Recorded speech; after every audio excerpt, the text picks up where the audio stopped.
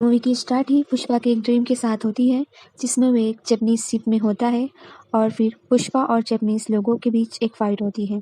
इसके बाद हम पुष्पा के बचपन का सीन देखते हैं, जिसमें छोटा पुष्पा कुछ बच्चों के साथ खेलने की रिक्वेस्ट कर रहा था, लेकिन वो बच्चे उसे अपने साथ खेलने नहीं देते और कहते हैं कि अगर उसने पानी में पड़ा हुआ उस बॉल को उठाकर ला लिया तो वो उसे अपने साथ खेलने देंगे। और फिर पुष्पा पानी में कूद पड़ता है, लेकिन छोटे पुष्पा को स्विमिंग नहीं आती, इसीलिए वो पानी में डूबने लगता है। और फिर इसके बाद पुष्पा की आँख खुल जाती है और वो अपनी इस ड्रीम के बारे में अपनी वाइफ श्रीवल्ली को बताता है। इसके बाद हम पुष्पा के मजदूरों का एक ग्रुप देखते हैं, जो कि ट्रक में बैठकर लकड़ियां तोड़ने के लिए, यानी कि चंदन की लकड़ियां तोड़ने के लिए जंगल में जा रहा था। आईपीएस ऑफिसर सखावत भी इनके साथ अपना रूप बदल कर चला जाता है। वहाँ पर पहुंच जाते हैं और सब मजदूरों की गिनती करके उनसे उनका नाम पूछने लगते हैं। तभी आईपीएस ऑफिसर सखावत अपने असली रूप में इनके सामने आ जाता है और मजदूरों को मारने पीटने लगता है। और इतनी ज़्यादा मार खाने के बाद भी वो मज़दूर इसके सामने पुष्पा का नाम नहीं लेते। इसके बाद सखावत इन सबको अरेस्ट करके अपने साथ पुलिस स्टेशन में पकड़ कर लेकर जाता है और लॉकअप में बंद कर देता है। इसके बाद हम पुष्पा को देखते हैं, स्टेशन में आता है, लेकिन उस वक्त वहाँ पर सखावत मौजूद नहीं था और वो एक इंस्पेक्टर को एक शख्स को छोड़ने को बोलता है, जिसकी आज शादी थी, लेकिन इंस्पेक्टर उसे साफ इनकार कर देता है। इसके बाद पुष्पा वहाँ पर मौजूद सभी इंस्पेक्टर के उन काले कामों को बताने लगता है जो इन्होंने ऑन द ड्यूटी किया था, और कुछ लोगों ने तो इसमें से पुष्पा का भी साथ दिया था। ये सुनकर वो इंस्पेक्टर्स डर जाते हैं और सभी को छोड़ देते हैं। इसके बाद जब सखावत पुलिस स्टेशन में आता है तो वह देखकर हैरान हो जाता है, क्योंकि पूरा पुलिस स्टेशन खाली था। यहाँ पर ना मजदूर थे और ना ही कोई इंस्पेक्टर मौजूद था, और यहाँ पर सिर्फ एक ही इंस्पेक्टर मौजूद होता है, जो कि सखावत से कहता है कि उन लोगों ने जब पुष्पा से कहा था कि इन लोगों को छोड़ने से उनकी नौकरी जा सकती है, तो पुष्पा ने ना सिर्फ उन्हें उनके रिश्वत दी, बल्कि उन्हें उनके रिटायरमेंट के पैसे भी दिए। और ये कहते हुए वो पुलिस ऑफिसर भी इस्तीफ़ा दे देता है, क्योंकि उसने भी पुष्पा से अपने रिटायरमेंट के पैसे भी ले लिए थे और रिश्वत भी ले ली थी। इसके बाद वो भी यहाँ से चला जाता है। इसके बाद हम पुष्पा को देखते हैं, जो कि सीएम के साथ होने वाली मीटिंग में जाने के लिए तैयार हो रहा था। तभी उसकी वाइफ श्रीवल्ली भी वहाँ पर आती है और उससे कहती है कि वो सीएम के साथ एक फ़ोटो ज़रूर लेकर आए, ताकि वो उसे फ्रेम करके घर पे लगा सकें। और अपनी वाइफ की बात पुष्पा ना माने, ऐसा तो हो ही नहीं सकता। वो उसे हाँ बोल देता है। बात पुष्पा एमपी भूमि रेड्डी के साथ सीएम से मिलने चला जाता है। भूमि रेड्डी पुष्पा का इंट्रोडक्शन सीएम से कराते हैं, जिस पर सीएम उसकी बहुत वाहवाही करते हैं, क्योंकि पुष्पा ने इसकी पार्टी को बहुत ज़्यादा फंड दिया होता है और उसने पुष्पा का बहुत नाम भी सुना था।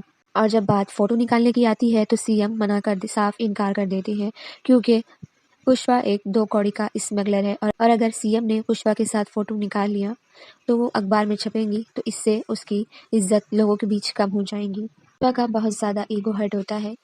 और इसके बाद जब वो दोनों बाहर निकलते हैं तो एमपी भूमि रेड्डी उससे सीएम के बर्ताव के लिए माफ़ी मांगता है और उससे कहता है कि अगर वो सीएम बनेगा तो वो पुष्पा के साथ ऐसा बिल्कुल भी नहीं करेगा। इसके बाद वो भूमि रेड्डी से सीएम की शपथ लेने के लिए रेडी रहने को बोलता है, और उसे सीएम की ये बात भी पसंद नहीं आती, क्योंकि सीएम कहता है कि जो लोग बीवी की बात मानते हैं वो कभी आगे नहीं बढ़ते, और पुष्पा के अकॉर्डिंग ऐसा बिल्कुल भी नहीं है। पुष्पा अपनी बीवी की बात ना माने, ऐसा हो ही नहीं सकता, बल्कि इसके लिए उसे जितना भी पैसे लगाने पड़े वो खर्चा लगाने को तैयार है। ये वो एमपी भूमि रेड्डी को सीएम बनने के लिए रेडी रहने के लिए बोलता है। एमपी भूमि रेड्डी कहता है कि वो अब चंदन की लकड़ी की स्मगलिंग इंटरनेशनल करेगा, इसीलिए वो सीधा मालदीव्स निकल जाता है, जहाँ पर मौजूद डीलर को पुष्पा कुछ खास पसंद नहीं आता, क्योंकि वो एक ट्रक में बैठकर आया था और पुष्पा का हुलिया भी इस तरह का होता है जो उसे काफ़ी अजीब लगता है। और वो पुष्पा की इंसल्ट करते हुए उससे कहता है कि उसके पास बहुत से स्मगलर मौजूद हैं और वो 1000 टन से नीचे का माल स्मगलिंग नहीं करता। इसके बाद वो अपने डीलर्स को कॉल करता है और वो सभी डीलर्स उसका फ़ोन रखते ही पुष्पा को फ़ोन करके ऑर्डर देते हैं। ये बात देखकर वो डीलर पुष्पा से बहुत ज़्यादा इम्प्रेस हो जाता है और उसे 2000 टन चंदन की लकड़ियों की माल का ऑर्डर भी दे देता है। और पुष्पा उस डीलर की गाड़ी को लेकर वहाँ से निकल जाता है और अपने सभी मेंबर्स को कॉल करके 2000 टन का माल रेडी रखने के लिए बोलता है। इसके बाद मार्केट में हल्ला हो जाता है कि पुष्पा इतना सारा माल कहाँ स्मगलिंग करने वाला है। लेकिन पुष्पा तो पुष्पा था और उन्हें इस बारे में कुछ भी नहीं पता था। इसके बाद हम मंगल सेनु की वाइफ दक्षयानी को देख पाते हैं, जो कि शेखावत के लिए इन्फॉर्मेशन प्रोवाइड करने का काम किया करती थी। और वो शेखावत को ये सारी बातें बताते हुए कहती है कि अगर वो पुष्पा के किसी एक सिंडिकेट मेंबर को रोकने में कामयाब हो जाए और उनसे डरा धमका के ये इन्फॉर्मेशन ले ले कि पुष्पा ये माल किसे स्मगलिंग करने वाला है, तो इससे वो पुष्पा को रंगे हाथ पकड़ सकता है और एक बार फिर से सिंडिकेट का कंट्रोल मंगल सेनु के हाथ में आ जाएगा। दक्षयानी की बात मानते हुए शेखावत मेंबर को रोकने में कामयाब भी हो जाता है, लेकिन वो सिंडिकेट मेंबर उससे बिल्कुल भी नहीं डरता, बल्कि उसकी इंसल्ट करता है, जिस पर शेखावत को बहुत ज़्यादा गुस्सा आता है और वो सीधा सिंडिकेट मेंबर को जान से मार देता है। इसके बाद मार्केट में हल्ला हो जाता है और तमाम सिंडिकेट मेंबर्स बहुत रिग्रेट करते हैं और वो सब भूमि रेड्डी के पास जाते हैं और भूमि रेड्डी से ये कहते हैं उसने पुष्पा के हाथ में सिंडिकेट का कंट्रोल देखकर बहुत गलत किया है, क्योंकि उसी की वजह से इनके एक साथी की जान चली गई। इस पर बहुत सोचने के बाद भूमि रेड्डी के पुष्पा और शेखावत के बीच सुलह हो सके, इसीलिए वो शेखावत से बात करने के लिए उसके ऑफिस में जाता है। लेकिन शेखावत तो पहले साफ साफ इस बात से इनकार कर देता है कि उसने उस सिंडिकेट मेंबर को नहीं मारा और वो पुष्पा से कभी भी सुलह नहीं करेगा।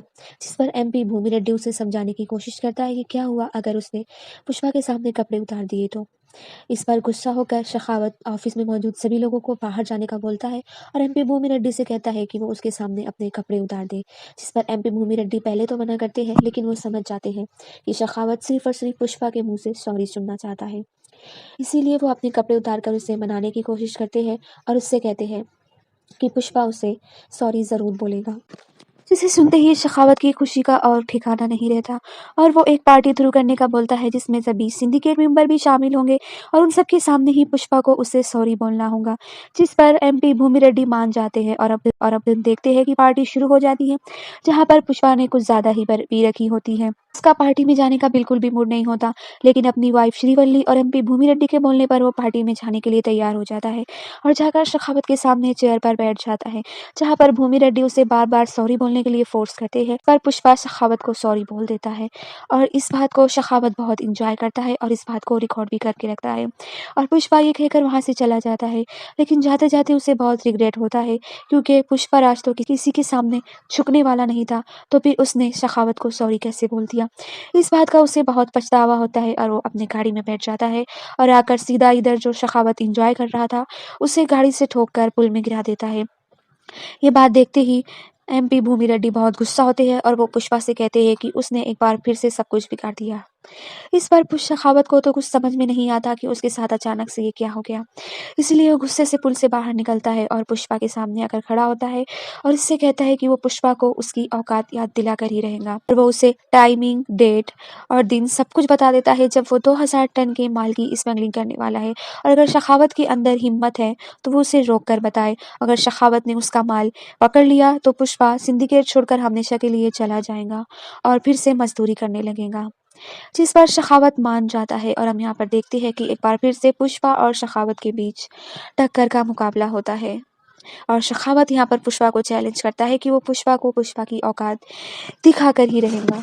देखते हैं कि उसने उस दिन जगह जगह नाकाबंदी लगा रखी है, लेकिन शेखावत भी काफी ज्यादा स्मार्ट होता है और वो समझ जाता है कि गर्मी का मौसम है तो वो लोग जरूर माल नदी से लेकर जाएंगे और यहाँ शेखावत का अंदाजा भी बिल्कुल सही निकलता है और वो शेखावत 2000 टन के माल को पकड़ने में यहाँ पर कामयाब हो जाता है। लेकिन पुष्पा ने भी पहले से प्लानिंग कर रखी थी। उसने कहा था अपने सारे मजदूरों से कि अगर माल पकड़े गया तो वो लोग माल को वहीं पर छोड़कर भाग जाएंगे। इतनी सारी प्लानिंग करने के बाद भी पुष्पा शेखावत से बच नहीं पाया और साथ ही शेखावत ने इस बारे में न्यूज़ पर भी बताना शुरू कर दिया कि उसने पुष्पा से पूरे 2000 टन का माल रंगे हाथों पकड़ लिया।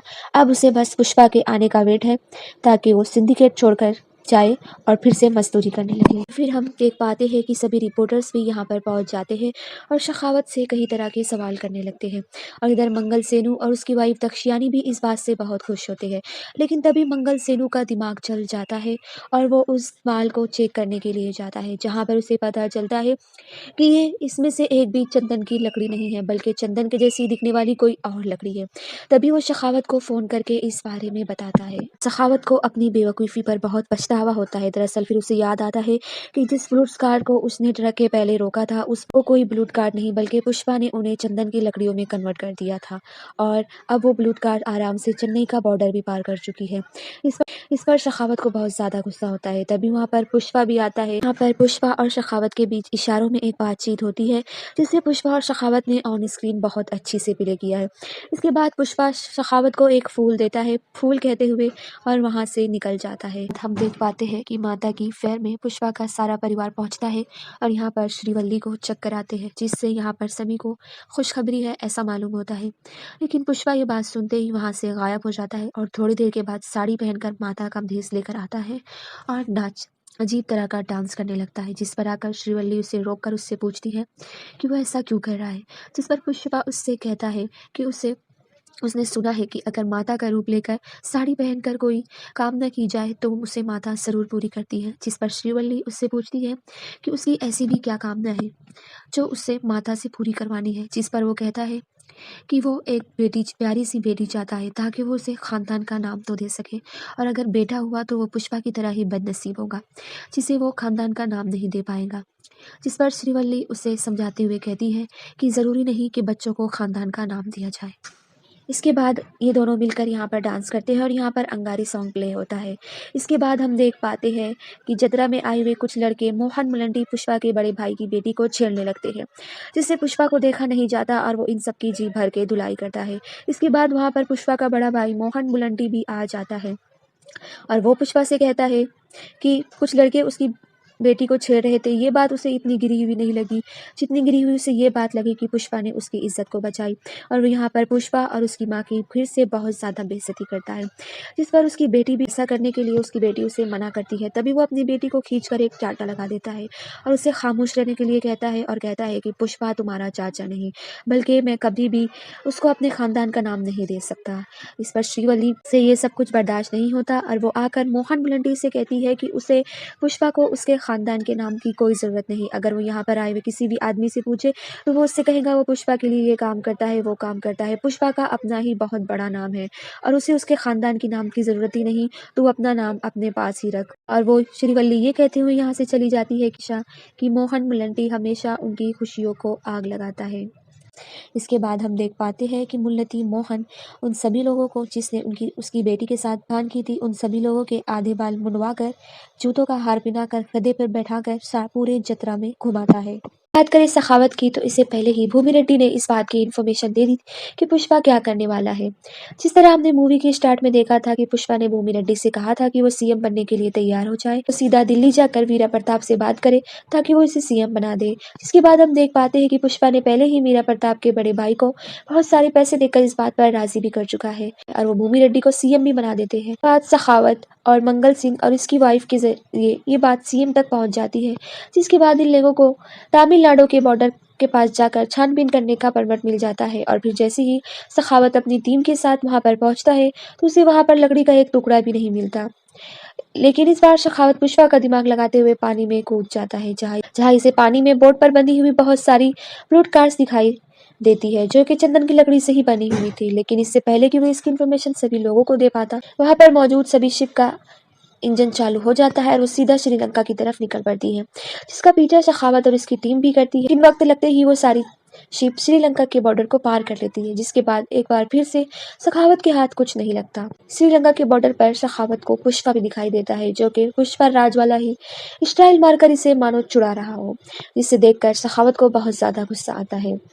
लेकिन अब काफी देर हो चुकी थी और पुष्पा का माल अपनी जगह पहुंच भी चुका था और इस माल के उसे पैसे भी मिल चुके थे और वो उन पैसों से भूमि रेड्डी को सीएम भी बना चुका था।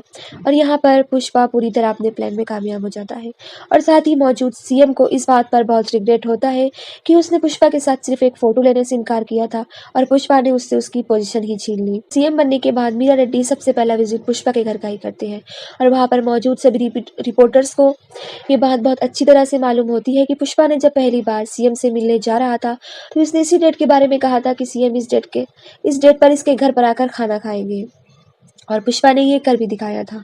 लेकिन पुष्पा ने ये डेट इसीलिए चुना था क्योंकि इस डेट पर इसकी वाइफ श्रीवल्ली का बर्थडे था और उसे सरप्राइज देने के लिए पुष्पा ने सीएम को खाना खाने के लिए अपने घर पे बुलाया था। और अब बात करें एसपी शेखावत की, बेटा अपनी हार का दुख मना रहा था इसी लोकेशन पर जहाँ सबसे पहले इसने नकली चंदन की लकड़ियों को पकड़ा था। इसीलिए उसका भांडा किसी के सामने ना फूटे कि उसने नकली लकड़ियों को पकड़ा था, इसीलिए वो इन सारी लकड़ियों को जलाने का डिसाइड करता है और वहाँ पर मौजूद तब इंस्पेक्टर को भी उनके साथ वहाँ पर रुकने को बोलता है। लेकिन वो इंस्पेक्टर वक्त निकलते ही वहाँ से निकल जाता है और वहाँ पर पूरा शहर जलकर तबाह हो जाता है। और ये देखते ही हमें लगता है कि मूवी यहीं पर खत्म हो जाती है। मूवी में एक और ट्विस्ट मालूम होता है जो कि मोहन मुलट्टी के बेटी के किडनैप के बारे में होता है और मोहन मुलट्टी की वाइफ सबसे पहले मदद लेने के लिए पुष्पा के घर ही पहुंचती है। इसके बाद पुष्पा उन्हें नाराज ना करते हुए इनकी मदद करने के लिए भी राजी हो जाता है और सबसे पहले लाइव टेलीकास्ट में ये कहता है कि जिसने भी इस बच्ची को अगवा किया है, अगर इसने इस बच्ची को हाथ भी लगाया हो तो पुष्पा इसे जिंदा नहीं छोड़ेगा और साथ ही इन्हें 1 घंटे का वक्त भी देता है। अगर 1 घंटे के अंदर अंदर उन लोगों ने उस बच्ची को वहीं पर नहीं पहुंचा दिया जहाँ से उन लोगों ने उसे अगवा किया था, तो जो हाल करेगा वो किसी से छुपा नहीं रहेगा। भूमि रेड्डी वीरा प्रताप से मिलने जाते हैं तो हमें उनकी बातों से ये मालूम पड़ता है कि मोहन मुलट्टी की बेटी को किडनैप करने वाला कोई और नहीं बल्कि वीरा प्रताप का ही भाई है। उन्होंने अभी अभी एक रेप केस से बाहर निकाला है।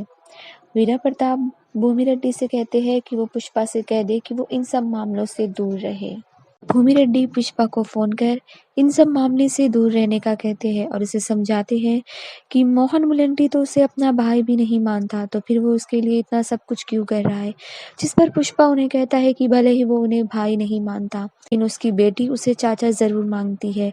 वो इस बात की उम्मीद लगाए बैठी होंगी कि उसका पुष्पा चाचा उसे बचाने जरूर आएगा। पुष्पा ने अभी कुछ नहीं किया तो उस बच्ची की उम्मीद और उसका प्यार हमेशा हमेशा के लिए खत्म हो जाएगा। उसके बाद पुष्पा को वीरा प्रताप के बड़े भाई के बेटे का कॉल भी आता है। कहता है कि पैसे कब और कहाँ लाने हैं, लेकिन पुष्पा को अकेले ही जाना होगा और वो भी बिना किसी हथियार के साथ, जिस पर पुष्पा मान भी जाता है। जिसके बाद पुष्पा उन लोगों की बताई लोकेशन पर पहुंच जाता है और उन लोगों के सामने अकेला ही खड़ा होता है और बच्ची अभी भी उनके पास होती है, जिसके लिए पुष्पा उन लोगों को कुछ नहीं करता। इसीलिए वो लोग पुष्पा से बदला लेने के लिए सबसे पहले उसे साड़ी पहनने को कहते हैं और उसका मजाक उड़ाते हुए उससे बदला लेने लगते हैं। अब यहाँ पर हमें फर्स्ट पार्ट के मंगल सेनु के आदमी भी दिखाई देते हैं जो कि इस बार पुष्पा का हाथ पैर दोनों भी बांध देते हैं और उसे जमीन पर लटा देते हैं और उसके सामने उस बच्ची को लेकर आते हैं और पुष्पा के सामने ही उस बच्ची के साथ छेड़छाड़ करने लगते हैं। अब ये सब देखकर पुष्पा का गुस्सा बहुत ज्यादा बढ़ जाता है और वो सीधा अपने हाथ पैर बंधे होने के बावजूद भी अपने दांतों से इन पर हमला करता है, जिसे देखकर ये लोग डर जाते हैं और पुष्पा यहाँ पर अपने हाथ पैर बंधे होने के बावजूद भी एक के बाद एक से फाइट करने लगता है। धीरे धीरे अपने हाथ पैर भी खोल लेता है और इस फाइट के सीन को मूवी में बहुत अच्छी तरह से दिखाया गया है, क्योंकि ऐसा पहली बार हुआ है किसी हीरो के हाथ पैर बंधे होने के बावजूद भी वो गुंडों से लड़ रहा है। इसके बाद पुष्पा यहाँ पर वीरा प्रताप के भाई के बेटे के साथ वीरा प्रताप के भाई को भी खत्म कर देता है, क्योंकि वो भी इन सब में शामिल था। इसके बाद हम देखते हैं कि वीरा प्रताप अपने भाई के बेटे और अपने भाई का अंतिम संस्कार कर रहा है। बाद वीरा प्रताप के दिल में पुष्पा से बदला लेने के लिए आग भड़कने लगती है। बाद हम पुष्पा के बड़े भाई मोहन मुलट्टी को देख पाते हैं जो कि पुष्पा के घर पहुंचता है और पुष्पा की माँ से माफी मांगता है और पुष्पा की माँ को अपने बाप का नाम यानी अपने खानदान का नाम मुलट्टी भी दे देता है। इसके बाद वो उन्हें अपने बेटे की शादी का इनविटेशन कार्ड भी देता है और इस कार्ड को देखकर माँ और श्रीवल्ली बहुत ज्यादा खुश होते हैं, क्योंकि इस कार्ड पर पुष्पा का पूरा नाम लिखा होता है। फाइनली अब पुष्पा को उसके परिवार का नाम भी मिल जाता है। इसके बाद अब पुष्पा को रात में देख पाते हैं जो कि अपने भाई की बेटी की शादी में अच्छी तरह से इंजॉय कर रहे थे। बाद हम इधर वीरा प्रताप मंगल सेन और उसकी वाइफ को देखते हैं जो कि पुष्पा के खिलाफ मिलकर एक टीम बना लिया था और वो लोग किसी भी हाल में पुष्पा से बदला लेना चाहते थे। और यहाँ पर एक और आदमी भी आया होता है जिसका फेस नहीं रिवील किया गया और वो इनके लिए एक गुलदस्ता भेजता है और हम देख पाते हैं कि पुष्पा की भाई की शादी में किसी ने बम लगा रखा है और बस कोई बाहर खड़ा होकर उसे फूटने का वेट कर रहा है और यहाँ पर एक बहुत बड़ा ब्लास्ट होता है और इसी तरह एक ओपन एंडिंग के साथ ये मूवी यहाँ पर खत्म होती है। अगर इस मूवी की एक्सप्लेनेशन आपको पसंद आई हो तो वीडियो को लाइक, चैनल को सब्सक्राइब जरूर करना।